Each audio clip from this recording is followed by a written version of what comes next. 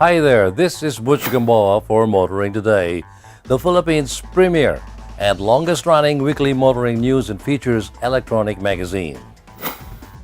And here are some of this week's features to watch out for.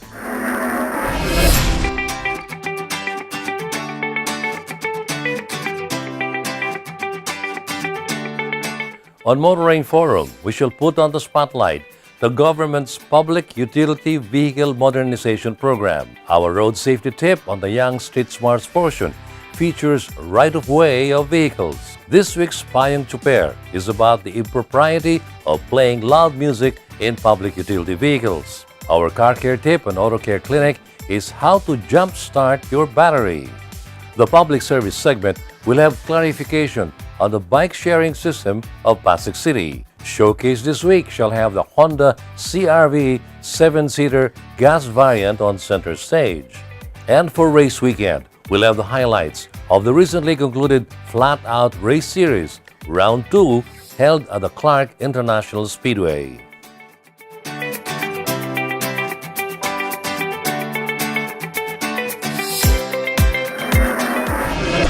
Motoring Today starts off with the latest news in transportation and traffic management right after this break.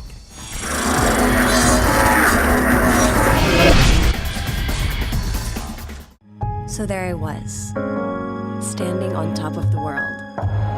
But then I asked myself, what lies beyond success? I wanted to give back, be a force of change. I dream of a place where children can realize their potential, to live and love life, be kings and queens, and fight for their dreams.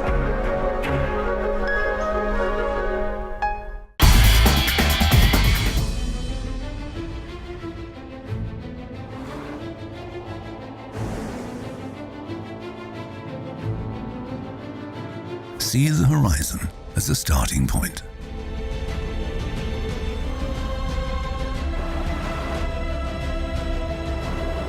Use each obstacle to gain momentum.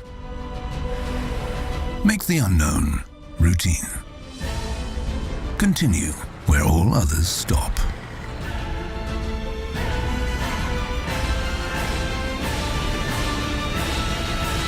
New Peugeot SUV range. Never have SUVs gone so far.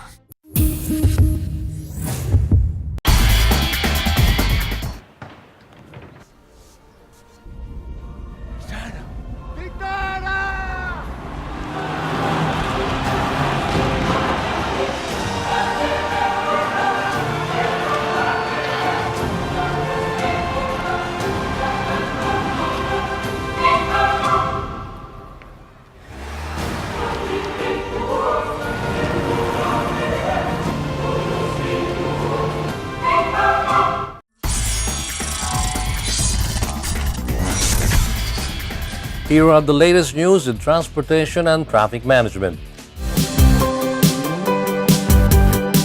Amid the intensified campaign against colorum vehicles, Department of Transportation or DOTR Undersecretary Team Orbus gathered all mall operators in Metro Manila for a meeting to ask for their cooperation on the government's drive against bogus public utility vehicles.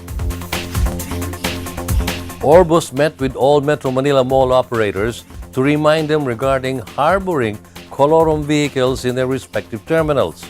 According to the DOTR Undersecretary, it is necessary to remind the mall operators of their responsibility not to allow colorum vehicles in their terminals. According to a release statement, the transport official is referring to the LTFRB Memorandum Circular that pertains to the accountability of establishments allowing colorum vehicles within their terminals. Moreover, under the said memorandum, after due notice and hearing, terminal operators shall be subjected to a hefty fine depending on the colorum vehicles illegally operating within their terminal. The fines are as follows.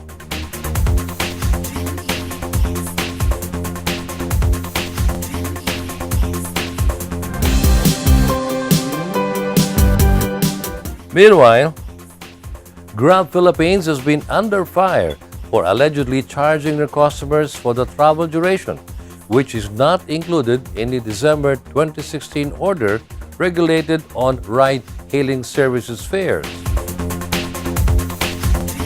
The LTFRB has issued a show-cause order against Grab Philippines over its alleged illegal 2 pesos per minute travel charge.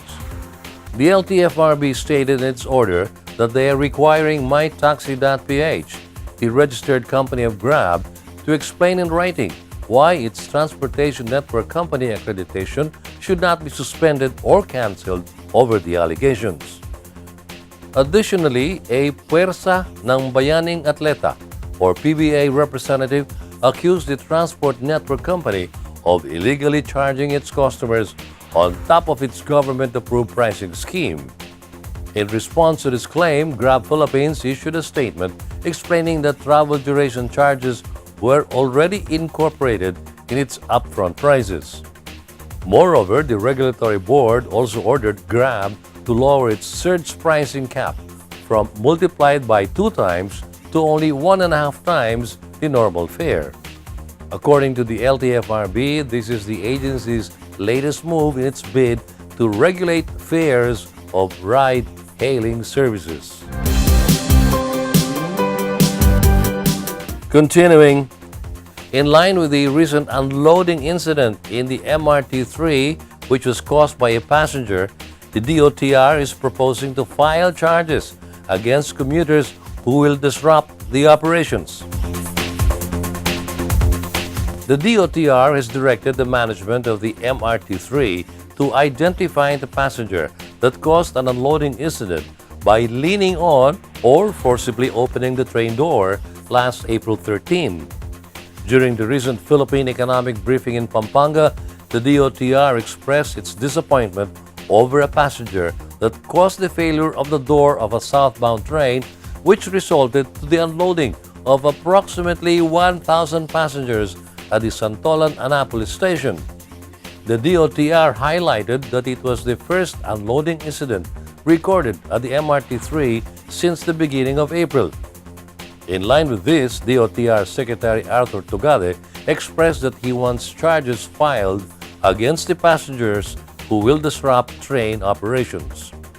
The department stated that they want to maintain the improvement of the MRT-3 operations since it has been consistently running 15 to 17 trains daily, an improvement attributed to the arrival of spare parts and general maintenance conducted over the Holy Week. And finally, the House Committee on Transportation has approved a measure seeking to mandate mechanisms for motorcycles that will automatically turn on the headlight when the engine is started. The panel approved House Bill 1318, or the proposed Mandatory Automatic Headlights On for Motorcycles Act, which requires motorcyclists to maintain their headlights on at any time of the day as long as they are on the road. According to the panel, the bill is seen as a low-cost method of reducing road crashes and preventing daytime and nighttime collisions through increasing motorcycle visibility. Under the measure, motorcycle manufacturers, assemblers, and distributors must make sure that an automatic headlights-on system mechanism or device is installed properly before a motorcycle unit is distributed and sold. The bill also stated that importation of motorcycles without the system mechanism or device will be unlawful. Moreover, the bill mandates that every motorcycle should be equipped with 1 or 2 working headlights. The Land Transportation Office is mandated to impose fines against drivers, operators, and owners of motorcycles, as well as the manufacturers and assemblers, importers, and/or distributors who violate the provisions of the proposed act. Those are the latest news in transportation and traffic management. Coming up next is Motoring Forum, brought to you by Suzuki Philippines. One of the hottest issues now in the transportation sector is the Public Utility Vehicle Modernization Program, or PUVMP. Since its announcement to the public, it has been a topic of many discussions on social media, different transport groups, and even in the academic sector. In line with it, the SPMJ, or the Society of Philippine Motoring Journalists, a group of motoring journalists, columnists, and writers from different media outlets, deemed it right to hold a forum to dig deeper on the PUVMP. The forum was graced by a representative from the government side as well as from the manufacturer side. On this week's Motoring Forum, we get to know straight from the Land Transportation Franchising and Regulatory Board, or LTFRB Chairman, Attorney Martin Delga III, the salient points of the PUVMP. We had an intimate discussion with the country's leading motoring journalists during the forum. Before he began his presentation of the PUVMP, he pointed out that the said program does not only focus on public utility jeepneys, but the whole transportation system. I'd just like to point it very clearly, and I think it's not so much a fake news, but rather a misconception. That this modernization program is all about PUJ. It is not. It is about having to overhaul a complete ecosystem in public transport, no? From buses all the way up to PUJ and anything in between that. Attorney Delgra said that the agency is focusing on modernizing jeepneys, as jeepney operators are mostly not keen into changing their way of business. For many, many years, for many decades, PUJ is one sector, either it is neglected or that they simply don't want the kind of change that they need, the sector needs. No? And if that sector would be able to respond positively, then very likely and very obviously, our principal stakeholders, and even their principal stakeholders, no? Those truck manufacturers who are the mananakay, our riding public, would be able to enjoy a safe, convenient, and dependable public transportation system. So this is the reason why our focus is on PUJ, but it is not all about PUJ alone. Attorney Delgra also stressed the importance of modernizing the PUV sector in the country. The main objective really is to modernize our PUV. As you can see, it's PUV, not PUJ, no? Public transportation system. And having said that, I'd just like to again reiterate that there is a modernization program that has been going on for years, but on a limited scale insofar as these three modes are concerned: bus, UV, and taxi, because we have imposed on them what we call a vehicle age policy. But it's more on the unit. Okay? What do I mean? Buses, you need to change your old units into new ones when you get to be 15 years of age, and then taxi and UV, 13 years. No? So, ibig sabihin, pag 13 years na yung units, kailangan ng palitan ng bago. But other than that, yun lang yun. Yung pagpapalit ng bagong unit. Yun lang yung tinatawag nating modernization program. Without the knowledge of many, the province of Tacloban is already practicing the fleet management of PUV, which is also an important objective in the PUVMP. So among the reforms that we need would be consolidation and fleet management. Fleet management part on the part of the operator is simply to address the efficiency of running their system, running a franchise. But on the part of the mananakay, we're looking at consolidation as a means of having to run it predictably. Run a particular route, for example. A case in point is Tacloban. Sinasabi nila malayo yung Tacloban, hindi mo maramdaman kung ano talaga yung nangyayari sa Tacloban. But very concretely lang, ang nangyari doon, we have made it a point na kailangan, there are 3 routes by the way. Just to give you a bird's eye view, there are 3 routes because we need to serve the resettlement areas that President Duterte put up. Before we came in, ang nangyayari, because you need to move people out to these resettlement areas, the city put up 5 buses. Ang sistema punuan. So, I've talked to the people there during the launching, and sabi nila they have to wait as long as 2 hours. 1 hour to 2 hours. And that's just one trip in the morning and one trip in the afternoon. 5 buses. Kaya talagang nahihirapan sila. When we came in, ang system is very simple. Consolidated franchise. Since this is a new route, we have a policy na at least 15 units. Yung nangyayari ngayon, 15 units mukhang kukulangin. We were already told by the operator na we might ask for more. Why? So anong nangyayari? 12 kilometers, every 10 minutes, that jeep goes out of the garage and served the route. Every 10 minutes. Okay? Another thing is that it is not boundary system. It is the drivers are salary based. And since they're salary based, ang nangyayari under our existing system, the drivers run 14, 16 and probably 18 hours on the road. Talagang hirap, pagod, and what happened? At the end of the day, you only get 300, 500? Nasusurpresa nga yung mga grupo nila George when Yuris Group presented that the driver under their employ could earn as much as 23,000, 24,000 a month. Sinungaling ka. Business na. Nangyayari. And I have to ask the banker beside me who borrowed from whom Yuris Group borrowed yung one team. Sabi ko, nakakabayad ba yung grupo ni Yuri?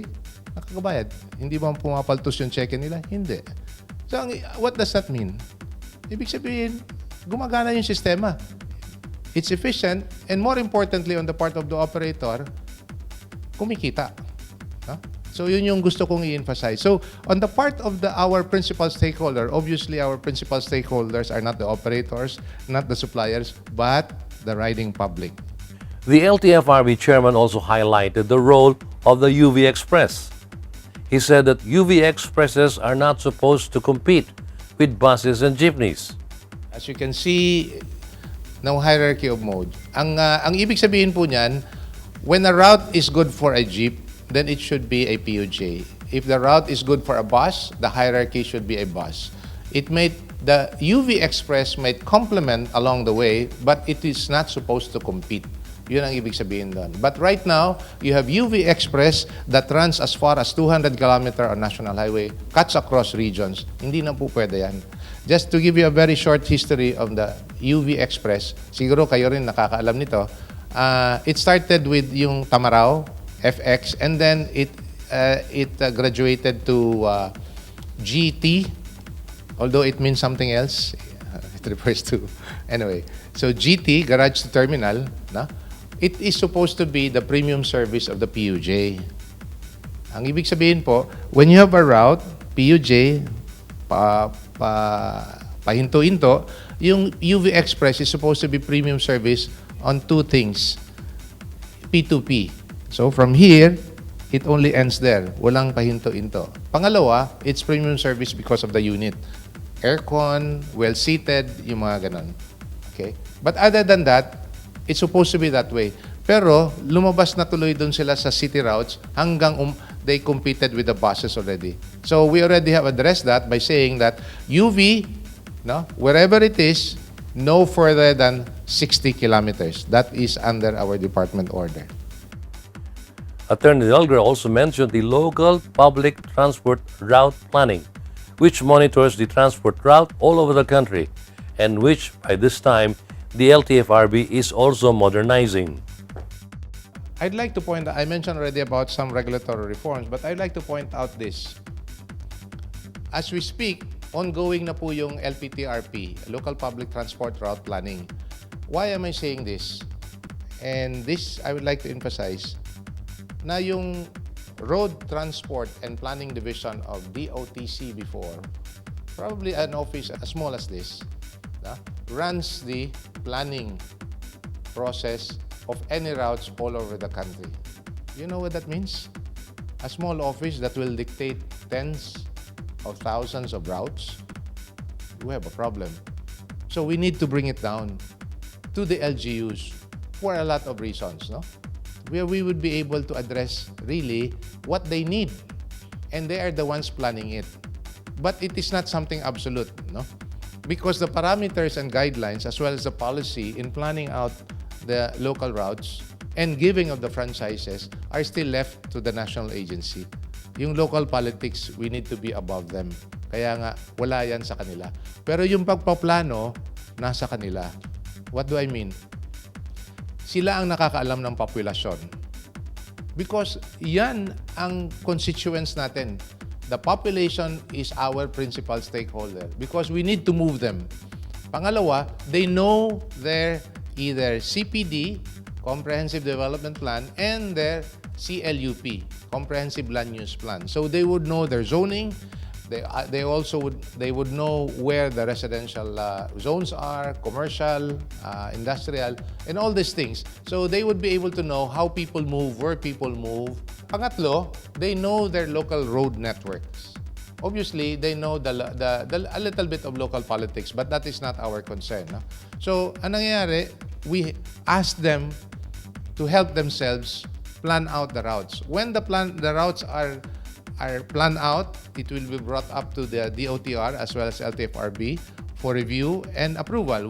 Once that is done, we bring it back to them, and then we will ask local transport groups or operators to apply to us. That was part one of our two-part series here on Motoring Forum, spotlighting the highlights of the recently held maiden staging of the SPMJ Forum, which placed on center stage the Public Utility Vehicle Modernization Program. We'll have part two again with the LTFRB Chairman, Martin Delgado III, but this time joined by representatives from the automobile industry who are poised to join this transport modernization program of the government next time.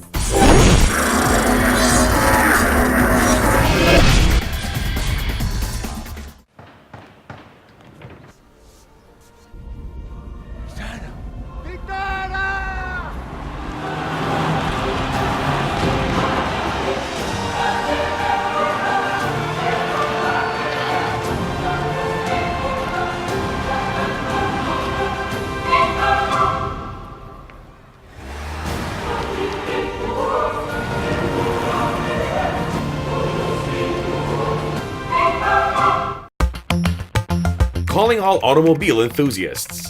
Autofocus.com.ph is exclusive to the automobile, where you'll find reviews on the latest brand new car models, together with their head-to-head comparisons. It has the detailed specs of car models available in the country and their latest SRPs and special promos, together with the latest auto industry news and developments like car launches and test drives. Autofocus.com.ph is all about automobiles. Click on.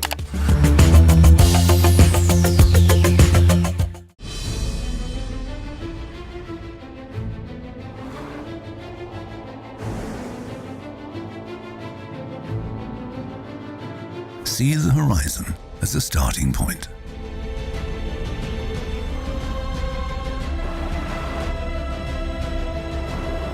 Use each obstacle to gain momentum. Make the unknown routine.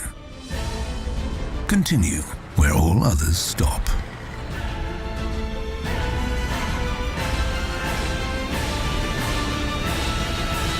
New Peugeot SUV range. Never have SUVs gone so far.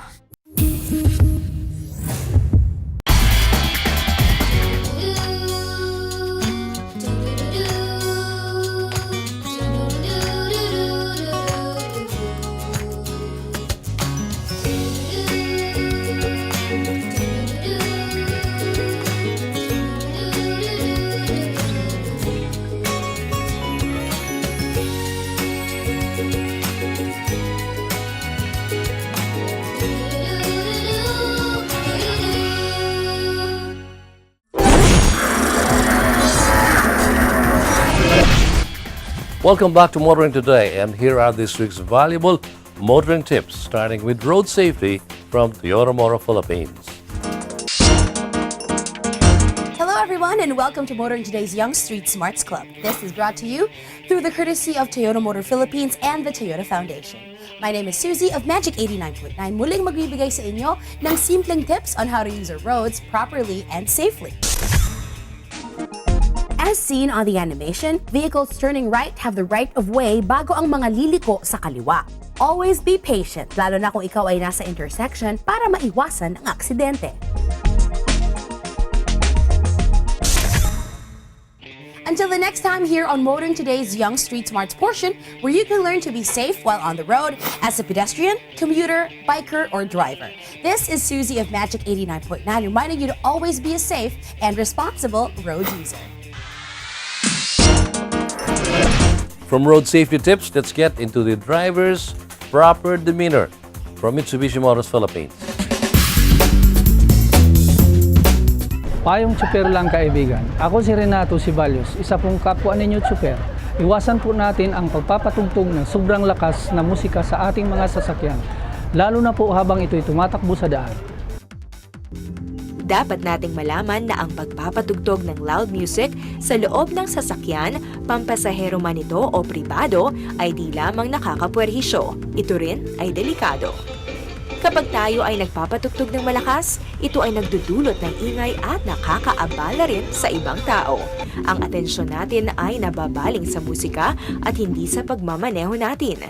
At kung tayo ay distracted, hindi tayo alerto sa mga nangyayari sa ating kapaligiran. Kapag ito ang nangyari, di lamang ikaw ang madidisgrasya, pati na rin ang ibang motorista. Kaya palaging tatandaan, habang tayo ay nagmamaneho, kailangan palagi tayong alisto sa ating paligid.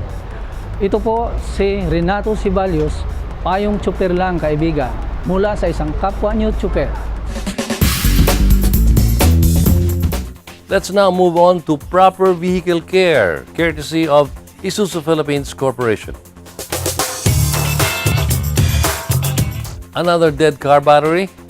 Learn how to properly jump-start your car's battery in today's Auto Care Clinic, courtesy of Isuzu Philippines.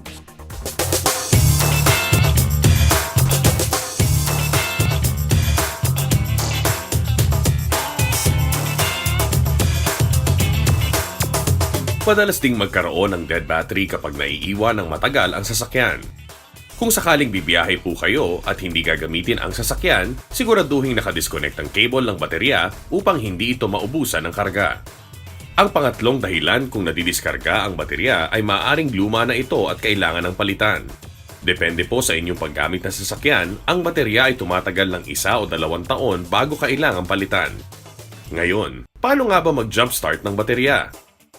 Maraming pangkasalukuyan na sasakyan ngayon ay gumagamit ng automatic transmission, kaya ang lumang gawain ng pagtulak ay hindi na pupwede. At kahit naman naka-manual transmission na sasakyan, maaaring hindi rin ito maitulak dahil sa simpleng bigat na sasakyan o kaya'y alanganin ang pagtutulakan na kalye. Ang kailangan mo para mag-jumpstart ng baterya ay isang pares ng jumper cable at isang booster na battery. Ang jumper cable ay nabibili sa hardware store at mura lang, kaya kung wala ka pa nito, ay magandang ideya na bumili na for future use. Ang booster battery naman ay maaaring manggaling sa ibang sasakyan, kaya kailangan mo ng volunteer o kaibigan para ipahiram ito ng sandali. Kapag may booster battery ka na, iparada ang sasakyan nito sa tabi ng iyong sasakyan upang magkalapit ang dalawa. Siguraduhin naka-off ang ignition ng parehong sasakyan. Kunin ang dulo ng isang cable at ikabit sa positive terminal ng booster battery. Ikabit ang kabilang dulo nito sa positive terminal ng iyong baterya. Sa pangalawang cable, ikabit ang isang dulo nito sa negative terminal ng booster battery. Ang kabilang dulo naman nito ay dapat ikabit sa grounding strap o point ng iyong sasakyan. Kung hindi ka sigurado kung saan ito, malalaman ang lokasyon nito sa iyong owner's manual. Paandarin ang makina ng sasakyan ng booster battery at maghintay ng ilang segundo bago paandarin ang iyong sasakyan. Kapag napaandar na ang iyong sasakyan, tanggalin muna ang negative cable mula sa iyong sasakyan at pagkatapos sa booster battery. Finally, tanggalin ang positive cable mula sa iyong sasakyan at pagkatapos sa booster battery. Huwag munang patayin ang iyong makina dahil kinakargahan pa ito ng iyong alternator. Kung kailangan mo nang gumalaw, huwag munang gamitin ang aircon upang hindi mahirapan ang pagkarga sa baterya.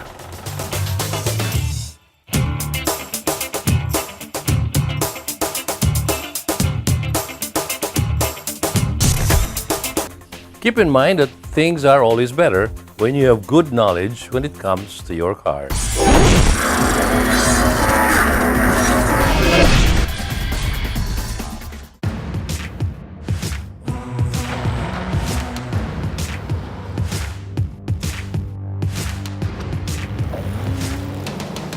The power of Strada.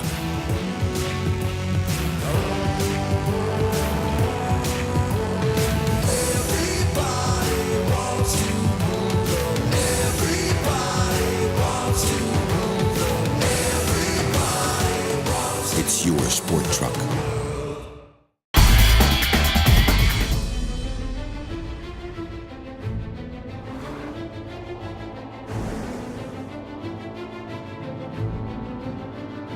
See the horizon as a starting point.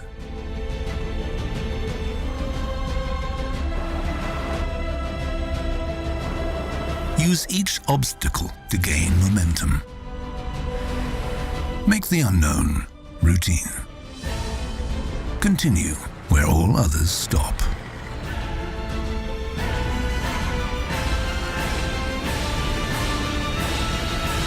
New Peugeot SUV range. Never have SUVs gone so far.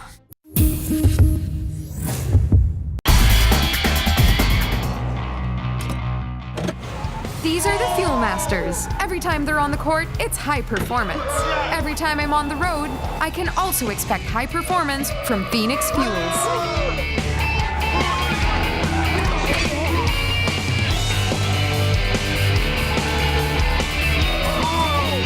We made it!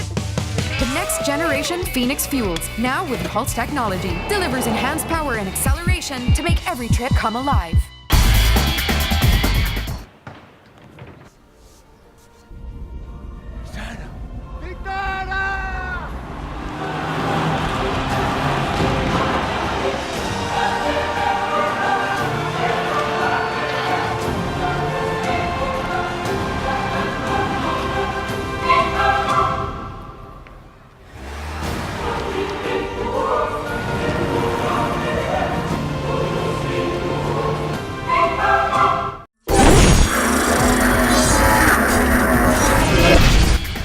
Continuing with this edition of Motoring Today, we now move on to the world of motorsports.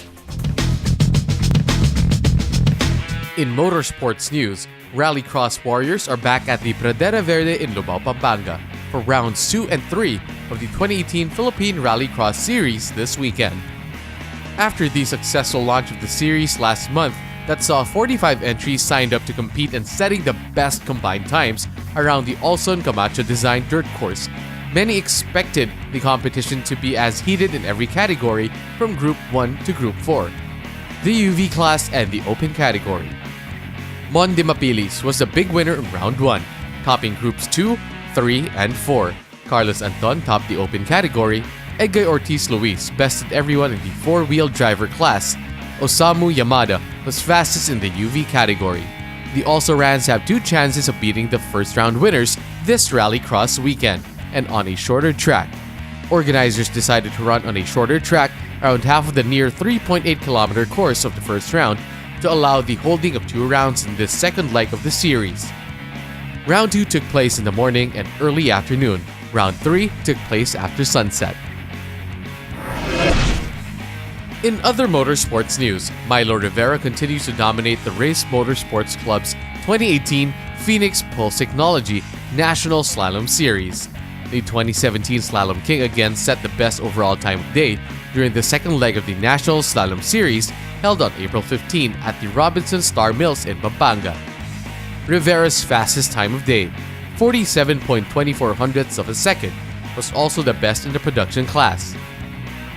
Racing prodigy Inigo Anton of the Mark Young Racing Team nearly beat the King this leg, coming within just 4 hundredths of a second with a 47.28 of a second run in topping the Group 5A class.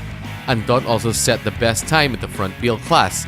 Third fastest overall was Jevoy Moreno of the JAF racing team with a time of 48.34 of a second. Fourth overall was Estefano Rivera with a 48.74 of a second. Coming in fifth and sixth overall were Richard Gallardo of JAF Racing and Dr. PB Mendiola of Team Big Chill. 15-year-old Pawi Base of PMMS Rensport Racing set the best time of 50.10 of a second among the novices. Race Motorsports Club is also holding the first leg of the Phoenix Pulse Technology Slalom Invitational this weekend at Robinson's Calasiao in Pangasinan. Moving on now, we have Race Weekend, brought to you by Phoenix Fuels with Pulse Technology. Race Weekend is brought to you by Phoenix Fuels. Make every trip come alive with Phoenix Fuels, now with Pulse Technology. The second round of the 2018 Flat Out Race Series drew an even bigger field of competitors to the Clark International Speedway than its season opener at the same track earlier this year, which made for a really competitive and fun race weekend at the track. Up next, the highlights of the popular grassroots racing event on Race Weekend.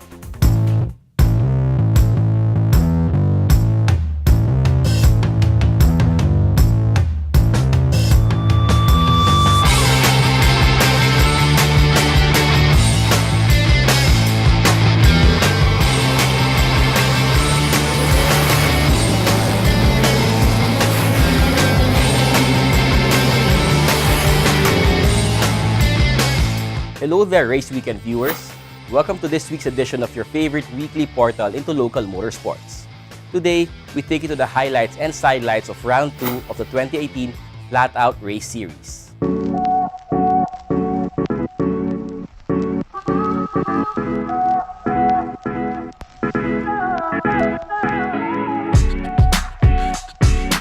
One can certainly feel the heat of summer at the Clark International Speedway. But the heat is not all about the hot sunny weather. The second round of the 2018 Flat Out Race Series has drawn an even bigger field of racers, 151 entries to be exact, from novices to regular weekend warriors to the serious racers, those looking maybe to make a career out of motorsports. The competition is certainly heating up. Adding to the heat are the supercars on parking lots and the track itself competing in the Bracket R in the new supercar class. Exotic machines and sports cars that induce an adrenaline rush with the looks and yes, the sound of their engines. In looking to make circuit racing a lot more accessible and the competition more equitable, at the grassroots level, Force divided competition into time brackets from the slowest bracket G to the fastest bracket A and the special bracket R, super production and open wheel class. Drivers chose to compete in brackets they feel most comfortable in while developing their skill and confidence to climb up to faster levels. They compete to set the fastest times within respective brackets in a time attack session of the day. Driving the staunch performance Honda Civic EK, Rafael Lao bested everyone in the fastest bracket A, edging perennial rival Eduardo Suiza, who ended up second, and Gabi Sohu in third. Rafael Lao was also fastest in the Bracket R Super Production class, beating Dominic Bon. In the open wheel class, it was Greg Wood over Francesco Gadini in second. In the 86/BRZ class, Jermaine C came out on top, while Agato Mawis came out the fastest in the supercar class. In Bracket B, Rafi Sohu turned in the fastest time, ahead of Dominic Bon in second and Ras Agapito in third. Paul Santos topped Bracket C over Miguel Sohu in second and Sidney Sarmiento in third. Bracket D was topped by Alvin Bince with Robert Tan in second and Mike Hartel in third. Avin Villaseñor edged everyone in Bracket E with Brian Co in second and Roy Sarmiento in third. Bracket F saw Mars Ocampo setting the fastest time. Amiel Del Mundo was second fastest. Steve Travers was third. In bottom bracket G, Gilbert Orpilla dominated with Alex Can Lavapay in second and Jason Lau in third.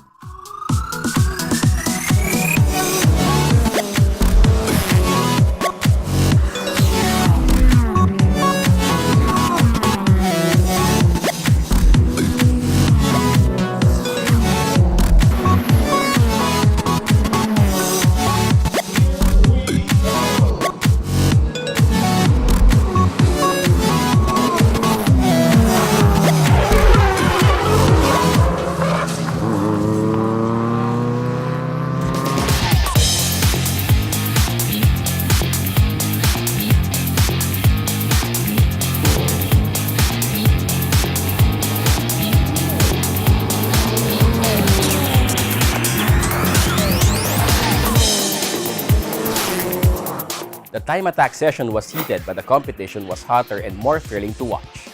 In the grid races, where those deemed fast and skilled enough are allowed to race wheel to wheel in respective grids determined by the results in the time attack brackets.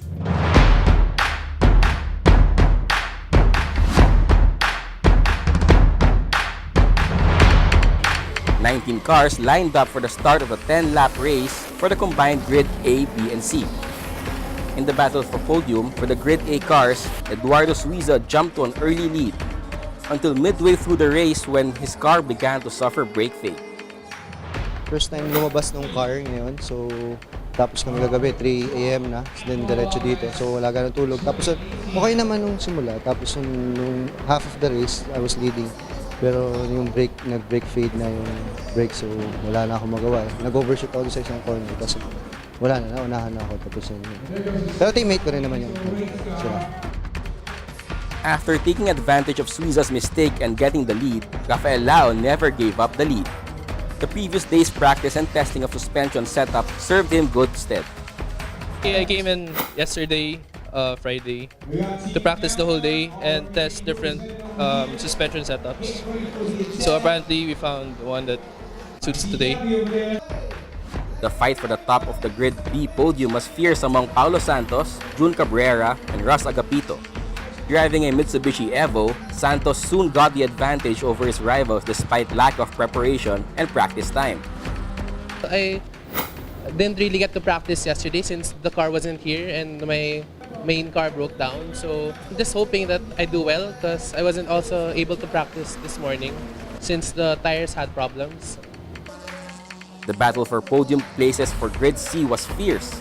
The fight ended with Emerson Ocampo able to defend first place against John Mark Ong, who ended up second, and Paul Santos in third. Then it was time for the combined Grid D and E race, which was as thrilling as the first grid race of the day. There were constant switching of places among 5 drivers in contention for the Grid D podium. Paul Ongcuanco, Erwin Manawag, Sherwin Bargos, Errol Panganiban, Robert Tan. After missing out on the first round because of problems with his race car, the 3-year Force veteran found himself in the thick of the fight for a podium place for Grid D. Starting pole ko is number 8. Then, yung kotse kasi medyo may power, then pinagandaan ng 4 speed, ganyan. So, maganda yung takbo ng kotse hanggang sa umabot ako ng 5th, 4th. Then, siguro yung iba, mainit kasi yung klima eh. Parang nahihirapan yung sasakyan.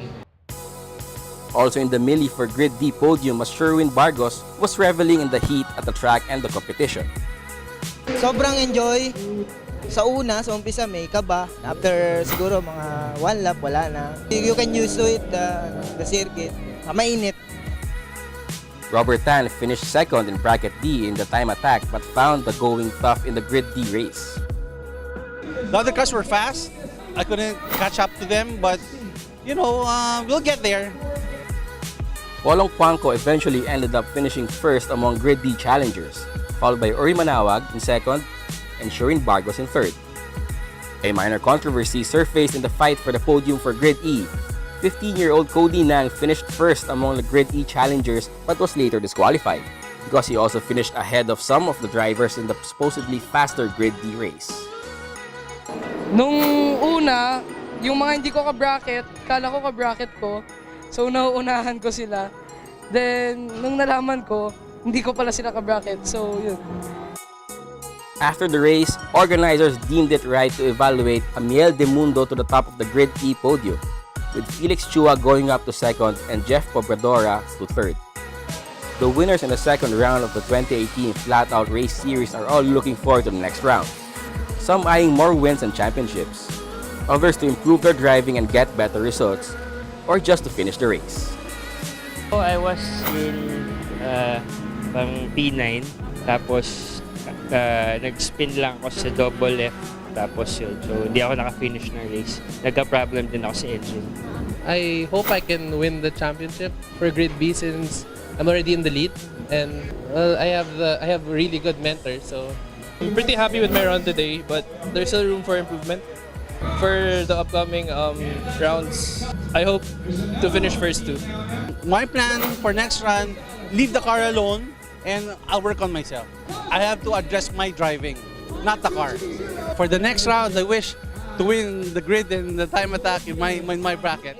Sa next rounds naman, pipilitin namin on top. Sa ngayon, third kami. Next rounds, pilitin namin mag first or second. Basta safe lang, enjoy lang. Hopefully, wala masyadong masira sa kotse para walang gastos. Ayun, gusto kong mag-overall.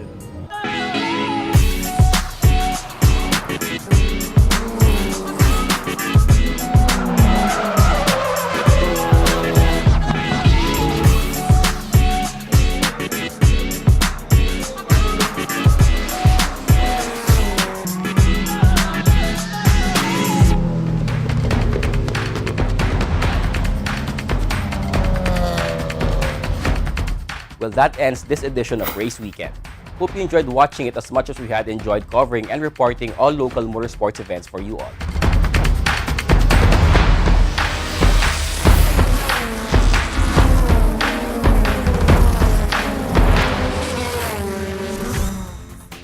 The Flat Out Race Series is certainly make this summer one of the hottest seasons, figuratively that is, for grassroots motorsports.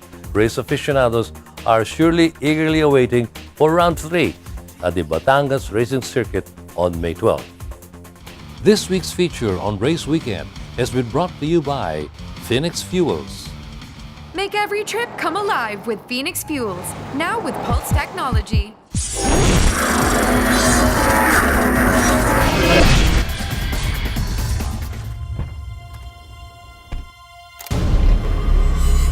For those who command respect.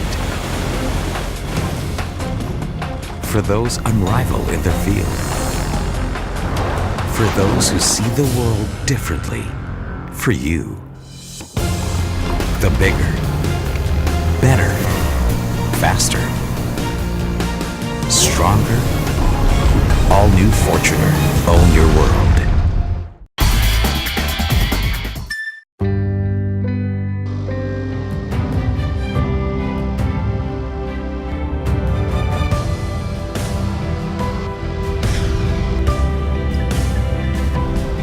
Rediscover an extraordinary world as it unfolds before your eyes with the all-new 7-seater diesel CR-V.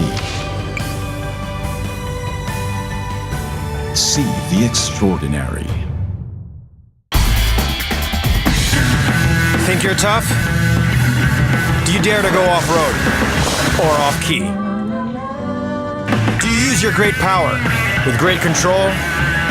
With the new Isuzu D-Max, you're tough enough to be unstoppable. And you're tough enough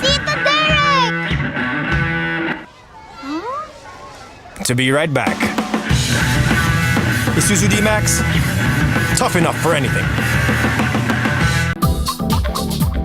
Your weekly window to the world of business and guide to the good life can now be watched online. Just click on businessandleisure.ph and watch this week's show and other past episodes of Business and Leisure at your most convenient time of the day. Business and Leisure is now on the web. Watch it anytime. The original or Lapids Chicharon has over 40 years experience manufacturing high-grade and crispy chicharon nationwide and worldwide. They also serve the best tasting barbecue in town.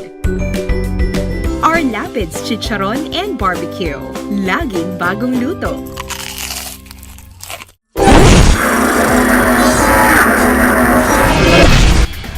Welcome back to Motoring Today. The auto industry now takes center stage. Ford Philippines reported March retail sales of 1,851 vehicles, led by the Ranger, EcoSport, and Everest, bringing their overall year-to-date sales to 6,448 vehicles. The Ranger led the month's performance with 942 vehicles sold, pushing its year-to-date total up 16% to 2,508 vehicles. Meanwhile, the EcoSport sold 503 vehicles in March, bringing year-to-date sales to 1,842. For the Everest, it sold 350 vehicles with 1,759 vehicles year-to-date sales. Ford Philippines also announced its new scheduled service maintenance, which cost translates to an average 15% overall reduction for Ranger owners. For Everest owners, it will deliver a cost reduction of up to 18% and up to 20% for EcoSport owners, according to Ford.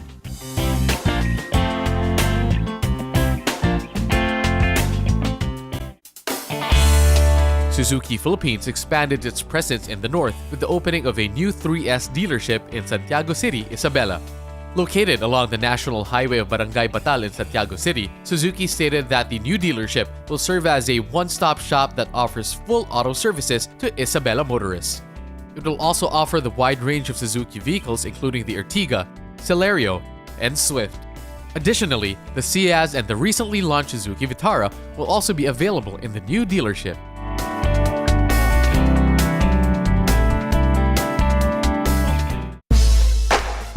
Sunshine Television partnered with NLEX Corporation for the 2018 Phoenix Petroleum STV Auto Rally Corporate Challenge scheduled in May. Through the On Time All the Time rally, NLEX's objective is to demonstrate the seamless travel between NLEX and SC Techs and to showcase its world-class construction that comes equipped with safety features and amenities for additional convenience to tollway users. Recently, Sunshine Television had a meeting with the rally's chief steward, Mr. Jorges Ramirez, and the NLEX Corporation Sports Division's coach, Alan Gregorio, to discuss the plotting of the route for the 2018 Phoenix Petroleum STV ARCC. Confirmed participating car companies and manufacturers are Chevrolet, Ford, Honda, Hyundai, Isuzu, Lexus, Mazda, Mini, SsangYong, Subaru, and Volkswagen.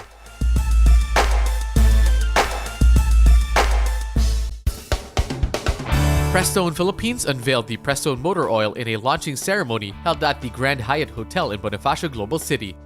According to the company, with the new Prestone Motor Oil, users can expect a better mileage from their cars.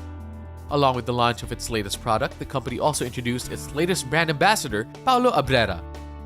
Well, I'd like to invite everyone to try the newest innovation from Prestone, which is our Prestone Motor Oil. This motor oil meets the latest specifications of our cars today, and I'm sure that the trust that you have given Prestone throughout these years since 1927 will also transfer to Prestone Motor Oil. So sabi nga namin, ang tiwalang Prestone nasa motor oil na.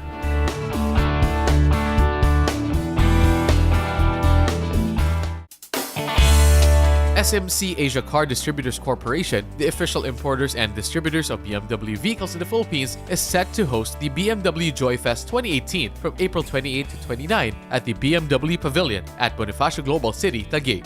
The company announced that the BMW Joy Fest 2018 will allow customers and aspiring owners to immerse themselves in a 3-day event that is jam-packed with excitement. Apart from the exciting activities, BMW Philippines also announced that visitors will be among the first to explore the first ever BMW X2. According to the company, BMW is keen on continuing to promote class-leading automobiles and motorcycles with enthusiasts and aspiring owners at the center of its innovation.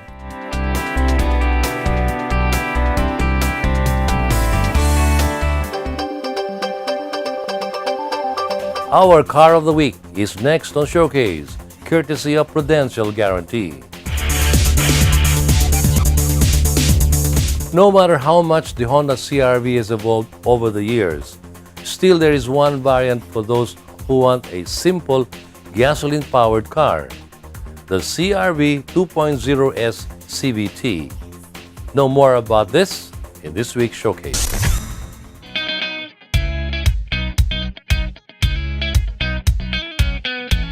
Powered by a 2.0-liter single overhead cam inline-4 with iVTEC, the engine of the CR-V-S CVT gives out 154 PS of power and 189 Newton-meters of torque.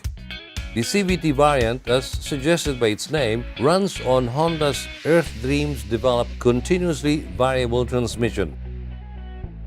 Its suspension setup is composed of McPherson strut at the rear and multi-link at the front.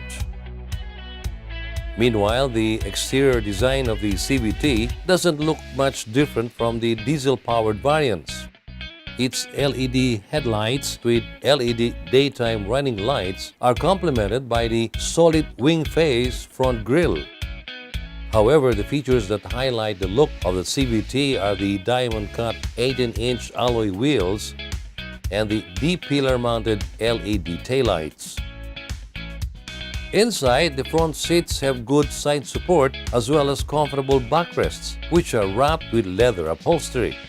And speaking of leather, the steering wheel is also wrapped with the material, and it comes with audio media controls as well as buttons for the cruise control. But the highlight of the interior is Honda's signature infotainment system. Although the CVT doesn't come with a navigation system, it still supports multimedia functions and connectivity like AM/FM radio, Bluetooth, USB, auxiliary, and HDMI. The CVT also comes with Honda's standard safety and security features such as driver and front passenger airbags, side airbags, anti-lock brake system with electronic brake force distribution, vehicle stability assist, and hill start assist.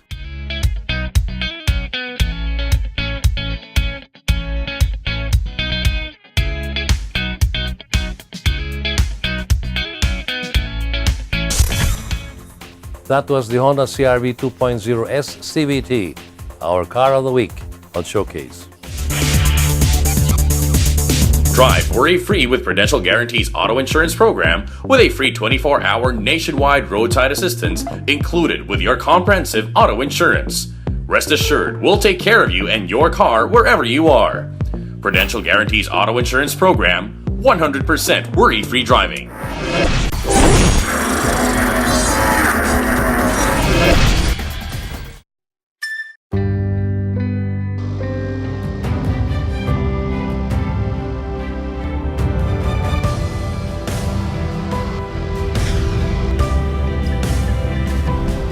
Rediscover an extraordinary world as it unfolds before your eyes with the all-new 7-seater diesel CR-V. See the extraordinary.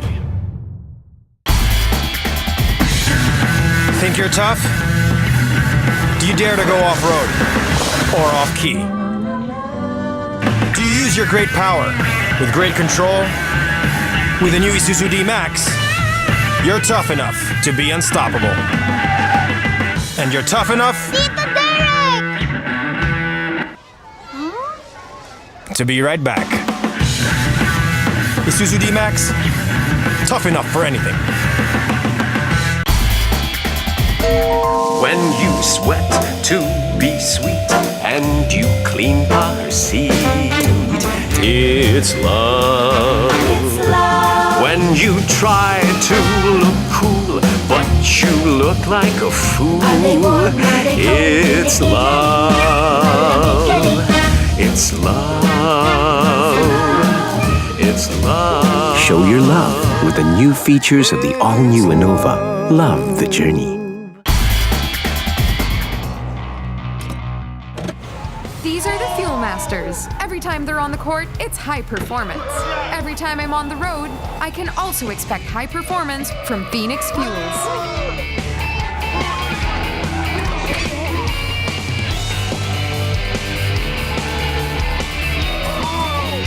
We made it!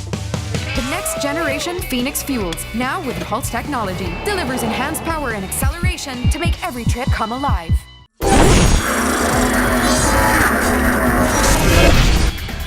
On the final stretch of motoring today, we have our public service segment, courtesy of Honda Cars Philippines. A few weeks back, we had some queries regarding the Pasig City's bike sharing system. This week, clarification on the said project ang ating topic of discussion. Sa nakaraang mga episode, nalaman natin na halos kakaunti ang nakakaalam sa programang ito ng local government of Pasig. Through some research, tinanong namin sila ukol dito and found out that it is yet to be operational. However, bike share stations are already classified. Waiver and registration forms are also publicized sa pamamagitan ng kanilang Facebook page.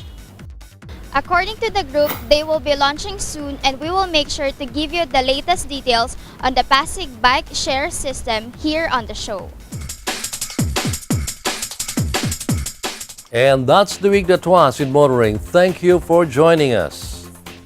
Also, don't forget to like us on Facebook and follow us on Twitter and Instagram. Until next week here on Motoring Today, now in its 31st year of continuing service to the general motoring public with a lifelong commitment to promote road safety. I'm Butch Gamboa. Happy motoring.